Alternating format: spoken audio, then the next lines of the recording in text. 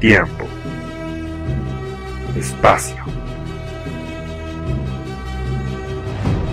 A lo largo de la historia de la humanidad, el hombre ha creado una infinidad de historias, relatos que ya conocen o no. Pero el efecto mariposa nos dice lo contrario. Pues el tiempo es mucho más que un sendero lineal. Es un prisma de posibilidad ilimitada, donde una sola elección o acción puede dividir todo en realidades diferentes y crear historias diferentes a las que ustedes ya conocen. Yo soy Zombie, un espectador, y sugieran estas historias diferentes. Vengan conmigo y descubran junto a mí qué hubiera pasado si...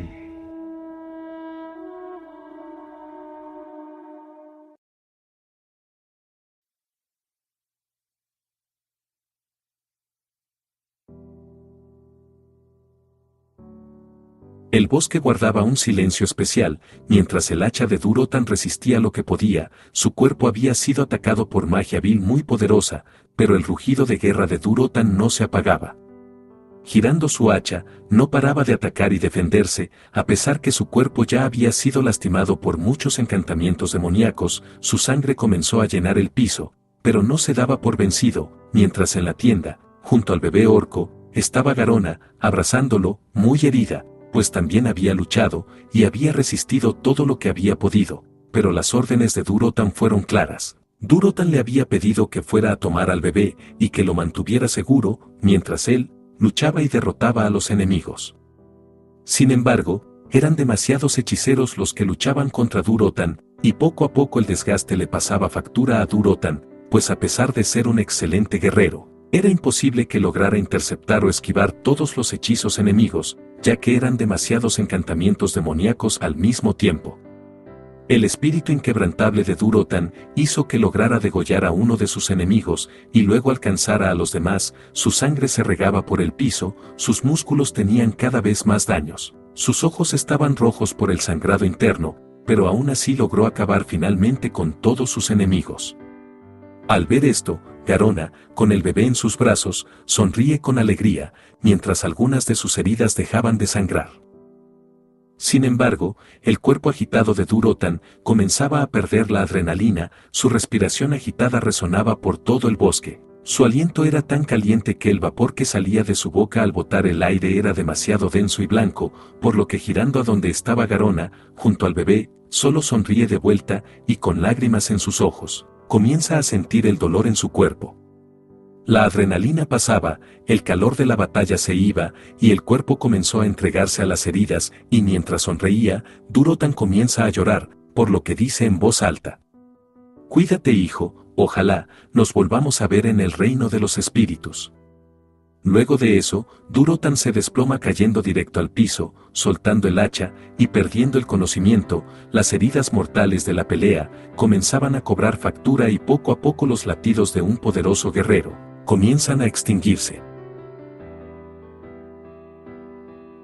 Al ver esto, el rostro de Garona cambia rápidamente y se llena de desesperación, y corriendo directo a Durotan, trata de despertarlo, y sujetando al bebé con un brazo, utiliza el otro para revisar a Durotan, y se da cuenta de todo el daño que su cuerpo tenía.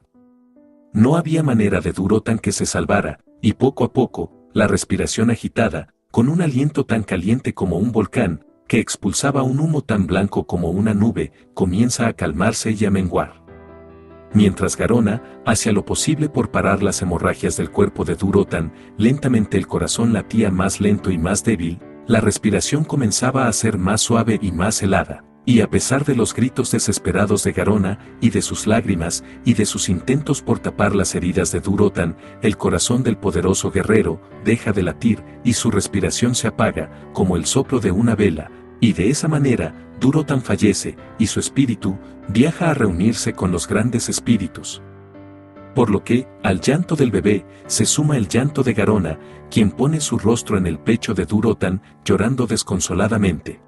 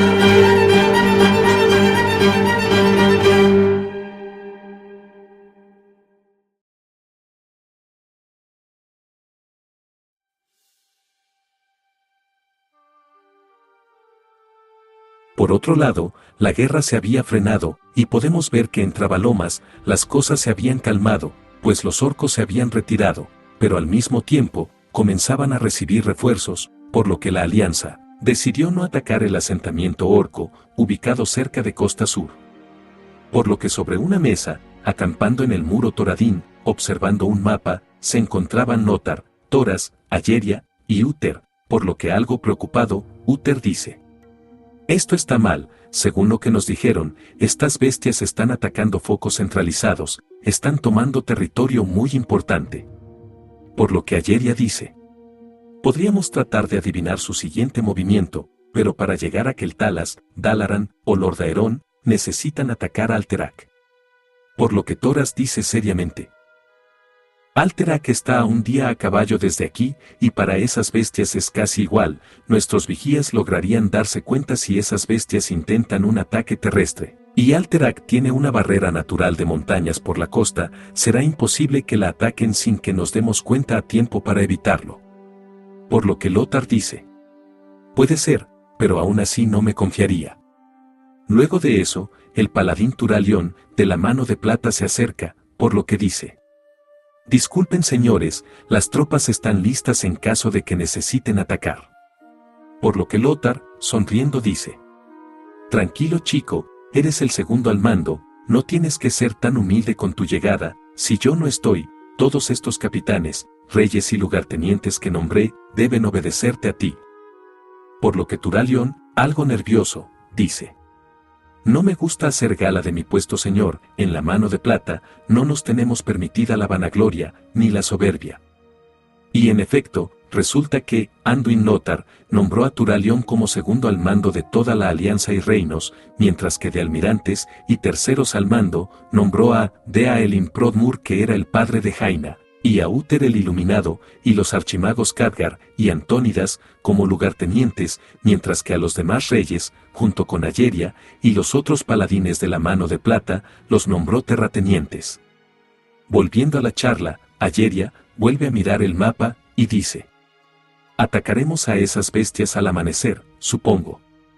Pero Turalión, mirando el mapa, muy humildemente dice: yo la verdad mi bella dama, no lo haría. Los exploradores confirman que siguen llegando orcos, supongo que quieren volver a atacar, suena más coherente lanzar un ataque ahora, antes que se terminen de reunir. Pero según lo que los mensajeros dijeron, su derrota en las estepas ardientes también cuenta, estoy casi seguro que volverán a dividir sus tropas entre Alterac y este muro de Thoradin.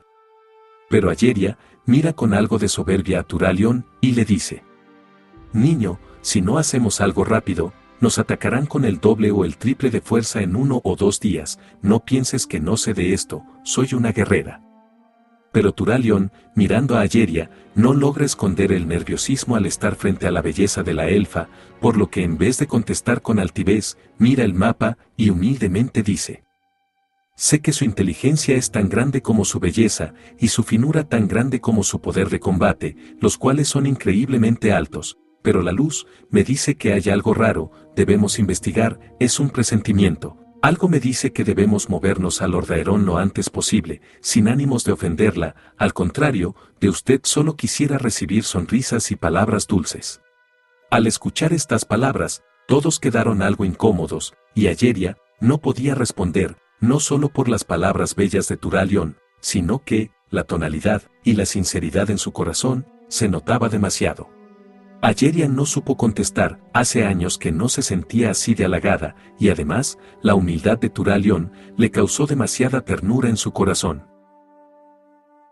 Pero Uther interrumpe el silencio incómodo, diciendo: apoyo a Turalión, la luz me dice que debemos irnos al norte, aunque sería arriesgado irnos y dejar este lugar solo con las tropas locales.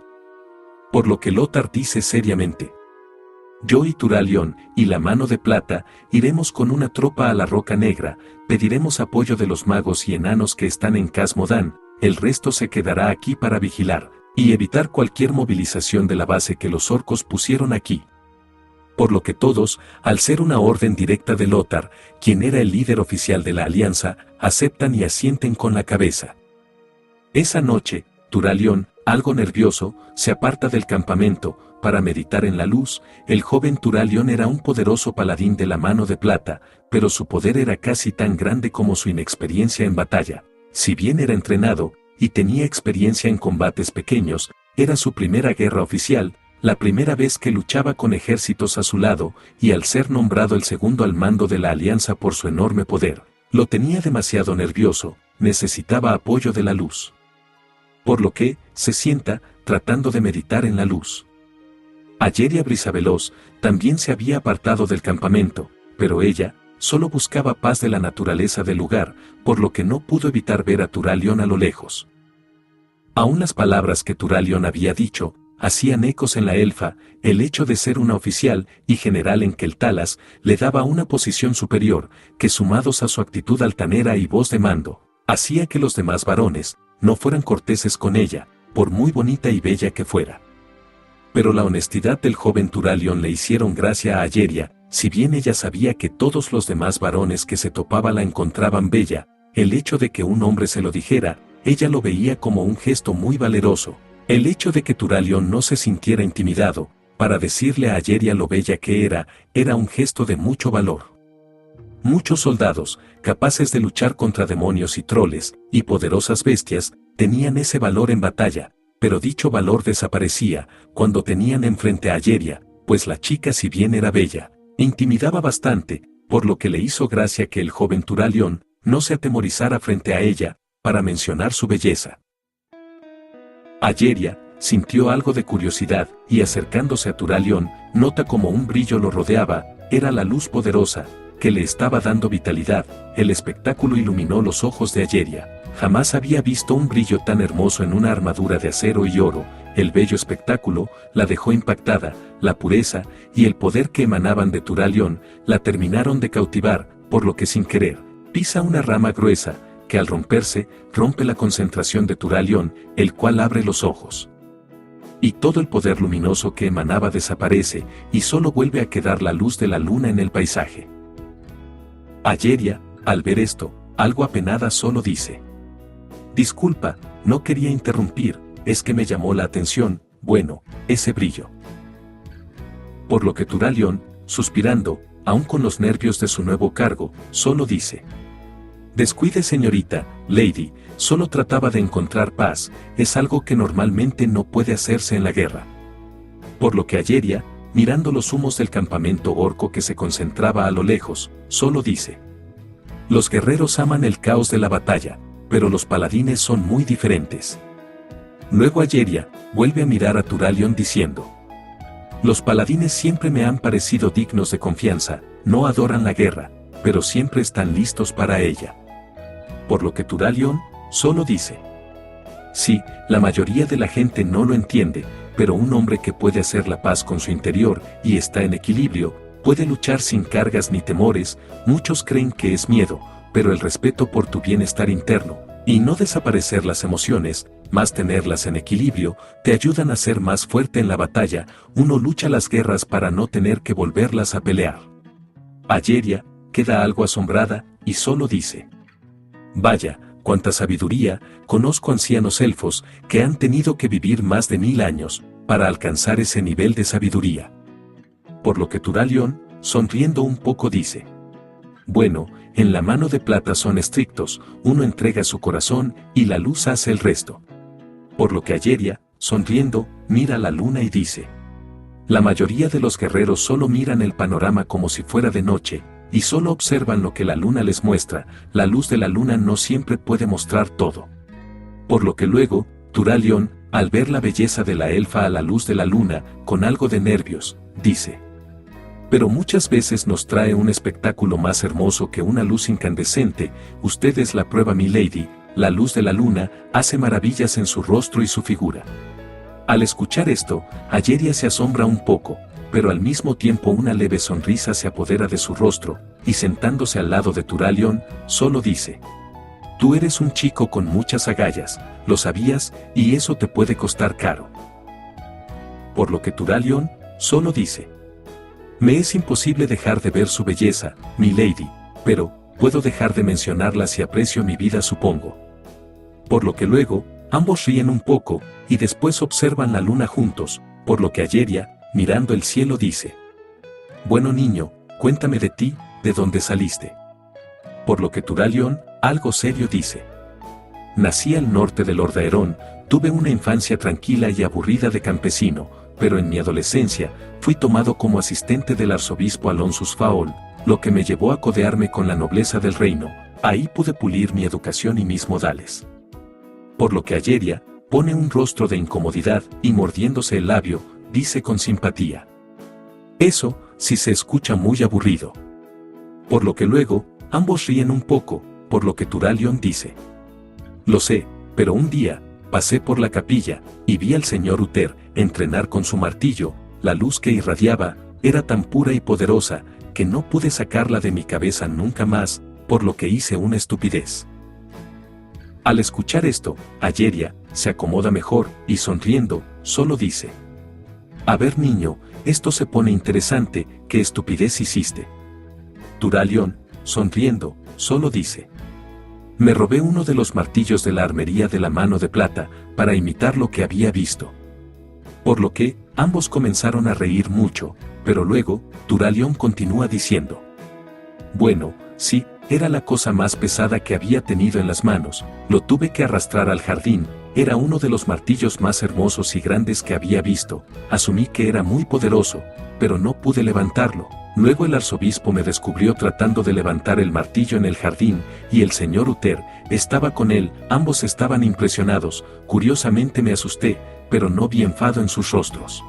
Claro, según lo que después el señor Uther me dijo, venían enfadados, pero luego, el enfado se transformó en sorpresa, porque sin que yo me diera cuenta, el cristal del martillo brillaba de vez en cuando. El señor Uther dijo que era una señal de la luz, que de alguna manera, la luz me había elegido como uno de sus protectores y guardianes.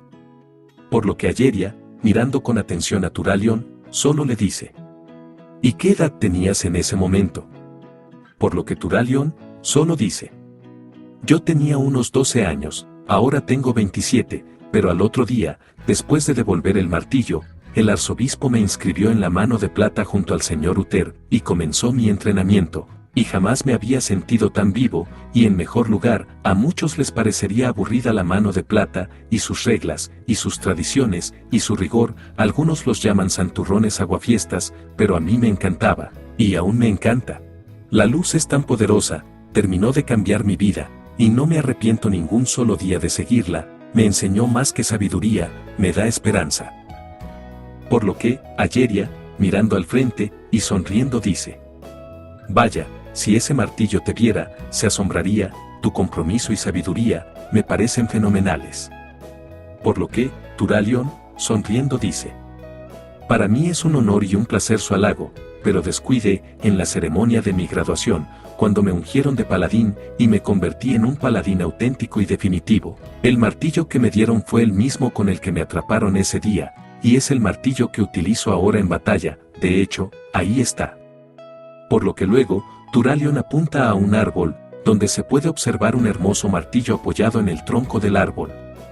Por lo que, Ayeria, al verlo, queda fascinada y dice: vaya, si es hermoso, es casi tan mágico como tú.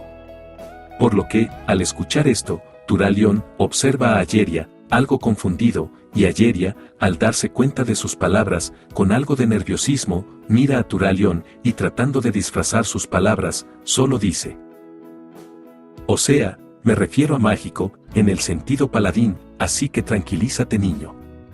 Por lo que, Turalión, solo dice: ¿por qué siempre hace eso Lady? A todo el mundo le dice niño, o niña, excepto a otros elfos, yo no soy un niño, ya tengo 27 años. Por lo que, Ayeria, responde diciendo: la costumbre, sabes, tengo 1300 años, para mí, todos son niños, imagínate que a los reyes más viejos que conoces, yo los vi en pañales, estuve en sus coronaciones, y en la de sus padres, cargué en mis brazos al rey Terena II, y al rey Perenolde de Alterac, incluso, le cambié los pañales al rey Toras, de Strongarde, en una ocasión. Todos son unos niños para mí, soy una anciana, así que lo lamento niño, soy una anciana veterana. Por lo que, Turalión, algo asombrado dice: vaya, eso no me lo vi venir, pero, en edad elfo, cuántos años tienes, digo, si tuvieras que ponerlo en una escala comparativa con los humanos. Por lo que, Ayeria, pensando unos minutos, solo dice: no lo sé, tal vez, entre 24, 28, 30 años tal vez. Por lo que, Turalión, con una sonrisa, mira al frente, y dice: entonces tenemos casi la misma edad. Además, los paladines no envejecemos tan rápido como los demás, la luz nos favorece en juventud. Por lo que Ayeria, solo sonríe, y dice: en 100 años más, te buscaré para cobrarte la palabra. Por lo que luego de reírse nuevamente, Turalión, dice algo serio: ¿y entonces mi lady, cuál es su historia? Por lo que Ayeria, mirando al horizonte, comienza diciendo: bueno, yo nací y crecí, en la aguja brisaveloz, eso, está en los bosques de Keltalas, mis primeros años, viví en el bosque, me alimenté de las brisas, del sol, y la naturaleza, siempre me conecté bien con el bosque, es donde más me siento cómoda, los campos de Keltalas, son bellísimos, fue una infancia que disfruté mucho. Luego vino la responsabilidad, sabes, mi familia es de la nobleza, así que comencé a recibir educación y conocimiento, pero siempre me gustó la clase de tiro con arco, por lo que en mi adolescencia me inscribí como soldado, quizá debo culpar a mi apellido y a la influencia de mis padres nobles, porque me aceptaron sin cuestionar y escalé muy rápido, hasta que me gradué, y recibí el título de general a los pocos años de estar en el ejército. Aunque, tengo pensado nombrar a mi hermana Silvanas como mi sucesora en unos años más, ella es mejor que yo, he estado en muchas batallas y muchos combates y ya estoy cansada, solo quiero volver a mis días de bosque y respirar tranquilidad, paz y quietud. Es curioso, pero el brillo que tienes cuando invocas a la luz me recuerda al sol de Keltalas, me causan la misma paz y tranquilidad. Por lo que Turalión solo dice: vaya, esa sí es una historia, no me dejó interrumpir ninguna sola vez, pero quizá no fue solo el apellido lo que la llevó tan lejos, piense en todas las vidas que salvó estando a cargo del ejército, en todas sus victorias. Seguramente fue su talento con el arco y las espadas, lo que la ha llevado tan lejos en la milicia, más que su apellido. Por lo que Ayeria solo sonríe, y se ruboriza un momento, por alguna razón, le encantaba que en la boca de Turalión solo hubieran cumplidos para ella. Sin embargo, un ruido comenzó a llenar el silencio de la noche, por lo que Ayeria mira extrañada a Turalión, y ambos se dan cuenta que el ruido venía de unos metros más, fuera del campamento, iniciando el bosque, por lo que, tomando sus armas, se agazaparon, pensando que podía ser un enemigo, ya que el ruido venía de unos arbustos.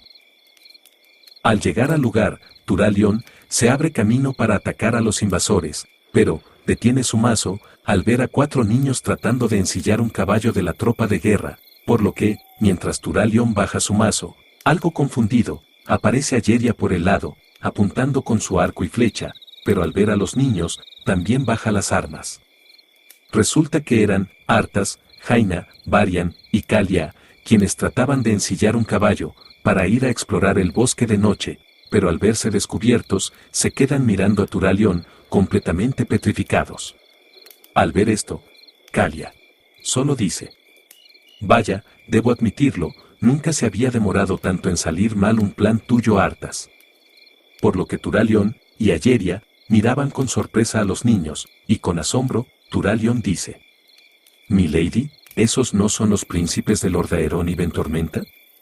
Por lo que Ayeria le contesta, con el mismo asombro, diciendo: sí, son ellos, además, está la princesa de Cultiras y la otra princesa de Lordaeron. Por lo que luego, un silencio incómodo se forma en el lugar.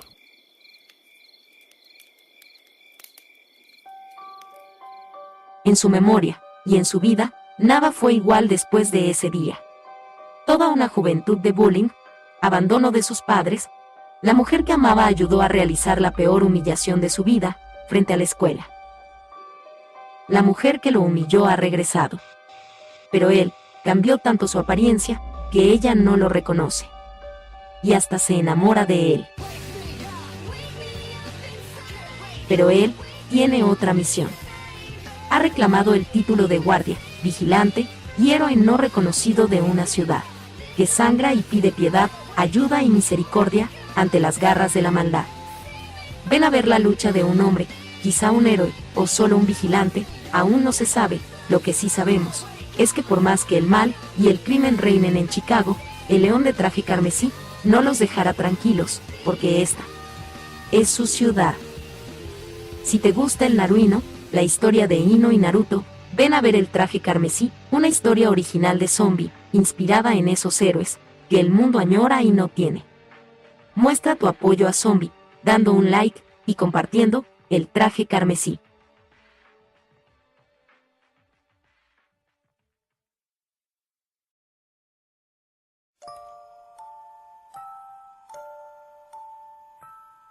Volviendo a Trabalomas, cambiamos el escenario a un paso lúgubre, un carruaje que parecía venir del infierno, con un hombre abatido y sin esperanzas adentro. El carruaje llega al castillo de Alterac, junto con el rey Perenolde. Resulta que después de la batalla en el muro Toradín, el rey Perenolde tomó una caravana y junto con ella, volvió a Alterac y a su castillo, dejando varias tropas en el muro para ayudar a la alianza. Pero el rey Perenolde estaba más angustiado de lo normal.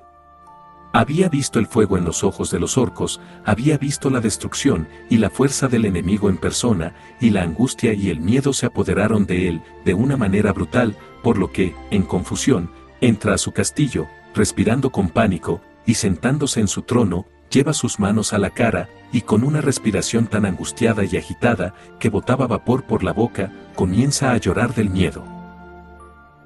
Los gritos de los orcos, su fuerza, la destrucción que llevaban a su paso, el hecho de haber visto todo lo que podían hacer justo frente a sus ojos, sentía que había visto el infierno. Nunca antes un ejército le había hecho sentir el miedo a lo sobrenatural. Normalmente Perenolde no era muy devoto a la batalla, siempre fue temeroso a los enfrentamientos, y de hecho, eso ayudó a que el pavor se apoderara de él. El miedo fue tanto, que su llanto comenzó a escucharse por todo el salón real. De verdad el rey Perenolde sentía que estaban acabados. Había visto cómo todos los reinos de Azeroth se habían unido, y aún así, solo pudieron contener y desplazar a un porcentaje de la fuerza de los orcos, por lo que, su temor a un enfrentamiento definitivo parecía normal. Sentía que si la horda se unía en un solo punto, arrasaría con toda la alianza, que las fuerzas eran superadas de 10 contra 1, se sentía abrumado, acabado, pero su llanto es interrumpido por dos personas que entran al salón real. La angustia de Perenolde reflejaban en él un rostro pálido, abatido y casi demacrado, como si hubiera enloquecido de miedo, la figura de los orcos destruyéndolo todo, con ojos de fuego, y volviendo cenizas todo a su paso, no se apartaba de su mente. Pero, una de las personas que entra al salón, era uno de sus consejeros, por lo que al ver el estado del rey, preocupado dice: «Señor, ¿qué le sucede? ¿Está todo bien?». Mientras que la otra persona era el primer oficial de Alterac, por lo que, preocupado dice: «Mi rey, ¿sucedió algo?». Pero Perenolde se levanta bruscamente de su silla, y en pánico, temblando, y con los ojos desorbitados, solo dice: «¿No los viste? Esos monstruos nos destruirán a todos. Apenas logramos que se detuvieran, usamos la mitad de toda la fuerza de Azeroth, y ellos solo eran un puñado. Moriremos todos, moriremos todos». Pero el primer oficial, tratando de calmarlo, solo dice: «Señor, debe tranquilizarse, todo saldrá bien». Pero el rey Perenolde comienza a respirar hondo y a tratar de tranquilizarse mientras mira el mapa de todo Azeroth, por lo que dice: «Pronto nos arrasarán a todos, nadie más lo ve, porque están cegados por ese estúpido valor, pero yo lo veo claro, yo sí soy realista». Por lo que luego, el rey Perenolde vuelve a sentarse en su trono, angustiado, por lo que su consejero comienza a mirar el mapa, mientras de fondo solo se escucha el llanto del rey, que trataba de ser tranquilizado por su primer oficial. Luego de algunos minutos, el consejero deja de ver el mapa de Azeroth y mirando al rey, muy serio, solo dice: «¿Y si aseguramos nuestra supervivencia?». Por lo que el rey Perenolde y su primer oficial lo miran algo confundidos, por lo que el consejero continúa diciendo: «Podríamos hacer un trato con los monstruos, ofrecerles algo, en secreto claro está, y entonces dará igual quien gane en la guerra». Pero el primer oficial bastante molesto, se levanta y dice: «Te volviste loco, no negociamos con esas bestias, son abominables». Pero el consejero, muy serio, solo dice: «Piénsalo, si ganan las bestias, nuestro trato impedirá que nos asesinen, quizá nos dejen vivir ofreciéndoles tributo, y si gana la alianza, todo seguirá igual que siempre, es ganar o ganar». Por lo que el rey Perenolde, en silencio, con sus ojos desorbitados y una leve sonrisa enloquecida, comienza a mirar el mapa de Azeroth igualmente, mientras su consejero le dice: «Es lo que más nos conviene, mi rey, solo debemos encontrar algo que las bestias quieran». Por lo que el primer oficial, furioso, dice: «Eso es traición, eres un grandísimo desgraciado, esto es una locura y un delito ante la alianza». Pero el rey Perenolde grita fuertemente diciendo: «Ya cállate». Dicho grito resonó por todo el salón, dejando a todos en silencio, y mientras resonaba el eco del grito, el primer oficial miraba el rostro enloquecido del rey Perenolde, el cual daba bastante miedo, por lo que luego, el rey Perenolde mira el mapa una vez más, y dice: «Creo que sé justo lo que les voy a dar a esas bestias, con esto no podrán hacernos daño, y sobreviviremos». Por lo que luego, con el mismo rostro de locura, el rey Perenolde mira al consejero y le dice: «Consígueme una delegación que me acompañe en secreto al campamento de esas bestias, que nadie de la alianza se dé cuenta». Por lo que el consejero, con una leve sonrisa, solo dice: «Enseguida, su majestad». Por lo que después de eso, el primer oficial solo se da media vuelta y, bastante enojado, comienza a caminar a la salida, mientras el rey Perenolde le dice: «Primer oficial, espero guarde silencio y no le diga esto a nadie». Por lo que el primer oficial, muy serio, enojado y cortante, solo dice: «Descuide, señor, no lo haré». Y de esa forma, el rey Perenolde, lleno de un miedo y pavor que poco a poco lo llevaron a la locura, fue junto con una delegación en secreto al campamento de los orcos.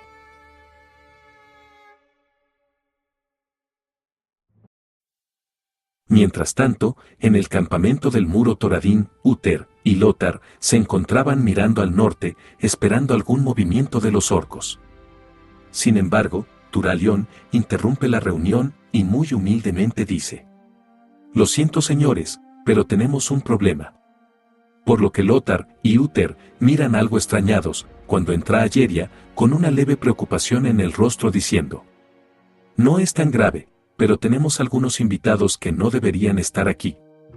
Por lo que luego se ve entrar a Tyrion, que era otro paladín de la mano de plata, igual de joven que Turalión y muy amigo de este, por lo que Tyrion, muy serio, dice: «Tengo 4 dolores en el trasero acá conmigo, necesito saber qué haremos con ellos». Por lo que luego todos salen del salón y se puede ver a Arthas y compañía, sentados en una silla, siendo vigilados por Tyrion, que terminaba diciendo: «Estos 4 niños se nos colaron en los dirigibles y han estado aquí desde que llegamos». Por lo que Uther, muy enfadado, mira a Arthas y a Calia, y les dice: «Ustedes dos están dementes, saben lo peligroso que es este lugar, estamos en guerra, en cualquier momento esto explota en una batalla brutal en la que ustedes saldrán heridos». Por lo que Varian levanta la mano un segundo, mientras Arthas y Calia bajaban la mirada, y dice: «Disculpe, señor Uther, pero creo que el responsable intelectual es Arthas, y le aseguro que está muy arrepentido, y no hará más estupideces, y creo que estamos todos identificados con él». Pero Lothar, respirando hondo, muy serio, mira a Tyrion y le dice: «Oye, Tyrion, manda a llamar a uno de los pilotos de los dirigibles, mandaremos a estos 4 niños directo a Lord Aeron». Pero Tyrion, algo preocupado, dice: «Señor, si más no recuerdo, la ruta de los dirigibles está bloqueada por fuerzas enemigas, nosotros pudimos pasar porque estaban concentradas en el muro que ahora recuperamos, pero los lugares se están invirtiendo. Pasar por ahí para un dirigible sin escoltas y sin tropas es suicidio». Por lo que Lothar, algo extrañado, dice: «¿Y eso cuándo pasó, cuando las rutas quedaron tan bloqueadas?». Por lo que Turalión apoya a Tyrion y dice: «De hecho, Señor, eso pasó hace un par de horas, al parecer, esas bestias quieren avanzar al norte, el reino de Alterac, y su rey Perenolde, serán el primero en oponer resistencia, pero si logran adueñarse de toda la ruta de dirigibles, podrán llegar directo a Dalaran. Pero Ayeria, algo extrañada, dice: pero eso no se puede hacer en una noche. Una cosa es que no podamos mandar a estos 4 niños en un dirigible por los riesgos, pero otra muy diferente es que se adueñen de la ruta de esa manera para llegar a Dalaran. Pero luego, Tyrion, preocupado, dice: no, pero nada les impide intentarlo. Si no mandamos tropas voladoras, quizá logren hacerlo en un mes. Por lo que Uther, resignado, mira a los 4 niños, y dice: ustedes 4, permanecerán en habitaciones separadas, encerrados de manera completa, hasta nuevo aviso. Por lo que Jaina levanta la mano y dice: Señor Uther, ¿puedo tener chocolate en mi habitación y un libro de jardinería? La ternura de Jaina conmovió bastante el corazón de los adultos presentes, ya que parecía ser la única que no tenía un rostro de sorpresa o indignación frente a su castigo, más bien, su rostro era inocente y tierno, y sumiso ante el castigo, como si no hubiera nada de rencor o resistencia en su tierna mirada de niña, solo una pura inocencia pidiendo una taza de chocolate y un libro para pasar su castigo, sin reclamar, y sin verlo como algo negativo, como si siempre viera el vaso medio lleno. Y agradeciendo las cosas buenas que pasan incluso en malas situaciones. Uther sintió un nudo en la garganta al ver la mirada inocente y tierna de Jaina, por lo que solo asintió con la cabeza, y mirando a Tyrion, pidió que los llevaran a sus habitaciones y que le dieran a Jaina lo que pedía. Ayeria miraba a los niños, y con una leve sonrisa dice: vaya, ¿dónde he visto esto antes?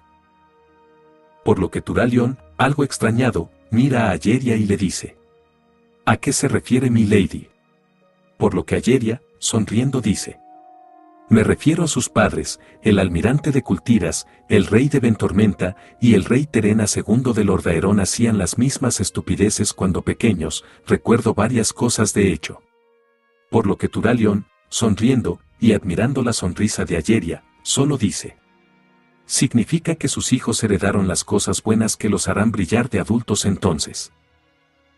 Por lo que Ayeria sonríe mirando a las estrellas por la ventana, con algo de nostalgia, mientras Turalión, sin poder controlarlo, miraba el rostro luminoso de Ayeria, y su sonrisa, como la luz de la noche y las estrellas, junto con el reflejo de la luna, se reflejaba en ese bello rostro de elfa, y sus ojos verdes parecían brillar más. Turalión a veces pensaba que era semblante de una diosa, comenzando sin querer a enamorarse de ella, de su semblante, de su cuerpo, de sus gestos, de su sabiduría, y de toda su belleza.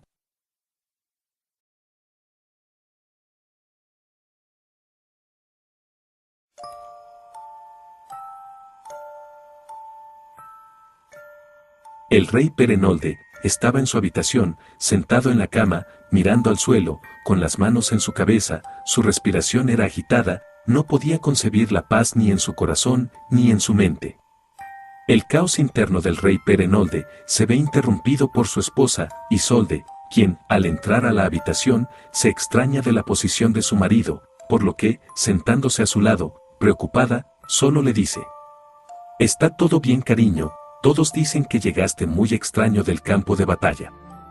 Por lo que el rey Perenolde toma delicadamente las manos de su esposa, y con firmeza, pero aún mirando al suelo, suavemente dice: «Sabías lo mucho que te amo, ¿verdad? Y que por ti, y nuestros hijos, y su bienestar, soy capaz de lo que sea, lo sabes, ¿verdad?».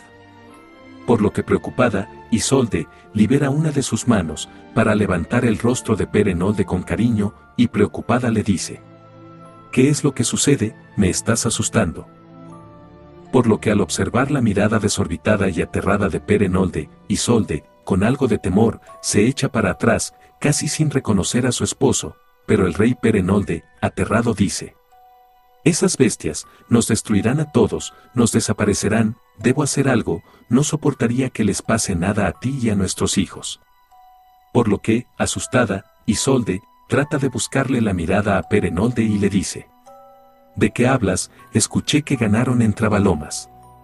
Pero Perenolde sonriendo de forma sarcástica, con el mismo rostro demacrado que daba miedo, solo dice: no, todos piensan eso, pero yo sé lo que realmente pasará, solo alargamos lo inevitable, pronto esas bestias arrasarán con todo. Por lo que su esposa Isolde toma nuevamente las manos de Perenolde, pero justo antes de que lograra decir algo, el rey Perenolde la interrumpe y solo le dice: pero descuida, cariño, no permitiré que nada malo les pase a ti, ni a nuestros hijos, haremos lo que sea, haré lo que sea por ustedes, te lo juro, los amo demasiado, y de verdad haré lo que sea necesario, sea bueno o sea malo, ustedes nunca morirán, te lo juro. Por lo que luego, un súbdito del rey abre de manera discreta la puerta y dice: Majestad, el carruaje está listo, y su delegación también, está todo listo para que vuelva al muro Toradín. Claro, el súbdito no sabía para dónde iría el carruaje realmente, por lo que el rey Perenolde se levanta bruscamente de la cama y dice: claro, muchas gracias, bajaré enseguida. Por lo que, al retirarse el súbdito, la reina Isolde, mirando muy preocupada a su esposo, le dice: ¿volverás al campo de batalla, cariño?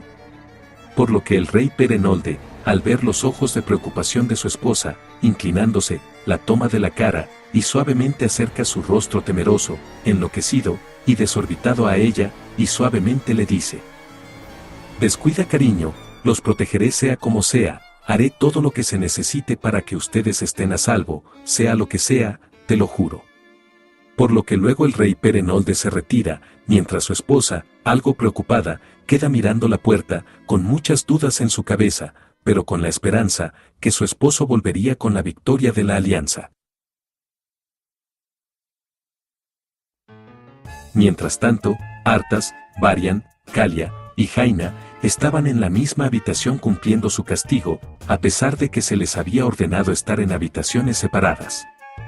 Por lo que, algo molesto, Artas daba vueltas por la habitación, de un lado a otro, mientras decía: chispas, la idea era que nos fuéramos mañana sin que nos descubrieran, mírenme ahora, castigado en esta mugre de asentamiento. Por lo que Varian, mirándolo algo molesto, le dice: tú eres el culpable, a veces pienso que la voz de tu cabeza que dice que no hagas estupideces no la escuchas. Por lo que Calia, algo resignada, y con tragedia, completa diciendo: supongo que mi hoja de vida obtendrá su primera mancha, tendré que cumplir como los maleantes, seguramente terminaré pidiendo monedas en la entrada del reino, o peor, haciendo trabajos de mujer de la noche o ramera. Por lo que, con algo de inocencia, Jaina mira a Calia, y con curiosidad le dice: ¿qué es un trabajo de ramera o mujer de la noche? Por lo que Calia, cambiando su actitud, con inocencia y con sinceridad dice: la verdad no sé, pero es lo que ninguna mujer decente quiere hacer, eso según mi maestra y mi costurera, no sé a qué se refieran, pero debe ser horrible. Por lo que Varian, con algo de curiosidad dice: sí, yo las he visto, se paraban en una esquina de la calle, y se subían en los carruajes, según me dijeron, ellas hacen masajes o algo así, nunca entendí en realidad a qué se referían. Por lo que Artas, algo molesto, mira a los chicos y les dice: ustedes están perdiendo el foco, necesitamos salir de aquí. Por lo que Varian, molesto, se pone frente a Artas, y le dice: es suficiente, si no fuera porque Jaina logró hacer que el guardia nos deje estar los cuatro juntos en la misma habitación, con sus ojos y su cara de manipulación, estaríamos sin poder ni hablar entre nosotros. Mañana nos iremos al Lordaeron, y se acabaron las estupideces. Pero Calia, recostada en su cama, resignada a una vida de mala muerte, solo dice: pierdes el tiempo, Varian, mañana estará metiéndonos en problemas otra vez, no lo conoces como yo. Pero Jaina, bajándose de su cama, toma a Artas del brazo, y con una sonrisa juguetona le dice: para la próxima vez, yo elijo la travesura, ¿te parece bien, campeón? Por lo que Artas, algo ruborizado, sonriendo, dice: está bien, pero solo porque tú me lo dices. Y de esa manera los niños terminan de pasar su castigo esa noche.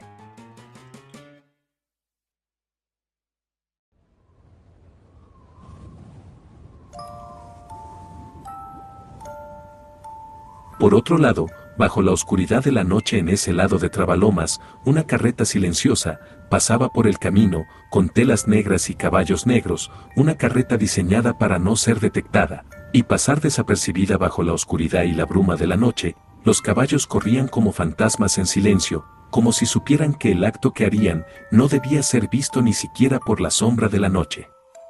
Un acto tan bajo y ruin, salido desde el corazón de un desesperado y enloquecido rey Perenolde, que arrastrado por el miedo y el pavor, pecaría contra sus ancestros y contra su propia raza. La carreta fantasmal llevaba al rey Perenolde en su interior y a 3 emisarios, los cuales casi no respiraban, como si tuvieran miedo de que el sonido de la noche los castigara, con malicia y ruina, por la agresión a sus camaradas y ancestros caídos. Mientras acosado por sus demonios, el rey Perenolde solo tomaba su cabeza, mientras con el corazón a 1000 por hora, solo veía el retrato familiar, donde aparecía su esposa y sus hijos, y solo repetía: es por el bien de nuestra nación, les juro que es por el bienestar de nuestra nación. Al llegar a un claro, una tropa de orcos observaron el carruaje misterioso, por lo que, al interceptarlo, el carruaje se detiene, y uno de los emisarios sale con una bandera en su mano, y asustado solo dice: venimos en paz, queremos ofrecerles un trato, nuestro rey Perenolde, de Alterac, tiene un trato que ofrecerles, algo que seguramente apreciarán de sobremanera. Somos solo un puñado de hombres, ¿nos llevarían ante su líder? Por lo que los orcos, extrañados, bajaron sus hachas, y mirándose, mutuamente, uno de ellos dice: bájense todos del transporte, si los vemos sacar, aunque sea un arma, los degollaremos a todos, los llevaremos con nuestro líder, pero no prometemos que podrán volver a su hogar. Por lo que el emisario, con temor retrocede, pero de la carreta sale el rey Perenolde, simulando valor en donde había pavor y miedo, y dice: está bien, bestia, estamos desarmados, estoy seguro que tu jefe apreciará mis palabras. Por lo que luego los emisarios y el rey Perenolde son escoltados a una zona remota del campamento, junto a la costa, en donde estaba Gul'dan, quien había llegado hace poco, y comenzaba a gestionar los refuerzos y víveres. Al llegar al lugar, Gul'dan se sorprende, y sonriendo con malicia dice: vaya, ¿qué es lo que tenemos aquí? ¿Un ave perdida, o quizá un ave que jamás le enseñaron a volar? Por lo que, terminando la frase, Gul'dan saca un hacha, con la que se dispone a ejecutar al rey Perenolde y a sus emisarios. Pero el rey Perenolde, temblando de miedo, levanta las manos, y arrodillándose, llorando, solo dice: por favor, piedad, piedad, solo venimos a ofrecerles un trato a cambio de dejarnos vivir. Por lo que Gul'dan, que a diferencia de los demás orcos, solía ver oportunidades donde los demás no, y era más manipulador, se detiene, y algo extrañado dice: ¿quieres un trato? ¿Y qué podría ofrecerme una rata como tú? Por lo que el rey Perenolde, entendiendo que sus siguientes palabras serían el comienzo de su traición a la humanidad, entregándose a su miedo, levanta la mirada, con ojos desorbitados de miedo, y a la vez recordando a sus generaciones, pidiendo perdón en su interior, mientras en su cabeza solo se repetía: es por el bien del reino, es para que el reino sobreviva. El rey termina de levantarse, y con una sonrisa que mostraba un miedo y una locura demencial, termina diciendo: podemos darles paso libre, podrán pasar por nuestro reino a su libre disposición, los esconderíamos y haríamos que nadie se diera cuenta, así podrán llegar a los otros reinos. Eso a cambio de que ustedes respeten al reino de Alterac y deciden dejarnos vivir, aunque sea bajo su yugo, al terminar de conquistar este mundo. Nosotros les daríamos libertad de paso, a cambio de que ustedes respetaran nuestras vidas y nuestro reino, el cual quedaría a sus pies, una vez que el resto de la humanidad haya perecido ante ustedes. Por lo que, Gul'dan, mirando el rostro del rey Perenolde, comprende el miedo del humano, y que sus palabras eran en serio, y que el trato efectivamente era real, inspirado por el pavor del rey. Por lo que Gul'dan sonríe, y entendiendo que tiene a sus pies al rey de Alterac no solo físicamente, sino que emocional y espiritualmente, decide terminar de bajar las armas, y acercándose a él, suavemente, le dice: está bien, humano, proporciónanos paso libre por tus tierras, y nosotros, no le tocaremos ningún pelo a tu gente, pero deben tener la bandera de tu reino en su ropa, para poder identificarlos. por lo que el rey Perenolde se levanta de golpe del suelo, con una sonrisa tan exagerada que daba miedo, su rostro arrugado y demacrado, y esa sonrisa demencial, lo hacían parecer un hombre lleno de locura. Pero, con esa sonrisa, el rey Perenolde termina de firmar el trato con Gul'dan, por lo que al terminar de arreglar los detalles con Gul'dan, se marcha con su delegación, aliviado, respirando tranquilo. Pero en el fondo, con una culpa brutal, que sin saberlo, lo devoraría poco a poco, hasta destruirlo por completo, en el interior. Mientras Gul'dan observa cómo el rey Perenolde iba camino de regreso, un orco se acerca, y le dice: «Jefe, de verdad respetaremos ese trato». Pero Gul'dan, sonriendo con malicia dice: «Sí, lo respetaremos porque es lo que más nos conviene, pero una vez que ya no nos sirva, también lo destruiremos a él y a su reino». Por lo que los demás orcos sonríen con maldad, entendiendo que cuando terminaran de conquistar a Azeroth, también destruirían el reino de Alterac y a su gente, y no dejarían a ningún humano con vida en todo Azeroth. El rey Perenolde no lo sabía, pero la traición que acababa de cometer esa noche en contra de su raza, de su pueblo, de su gente, de sus ancestros y de su familia, devoraría cada espacio de su alma, destruyéndolo desde adentro. El poder de la culpa lo devoraría hasta destruirlo por completo y llevarlo más allá de la locura misma.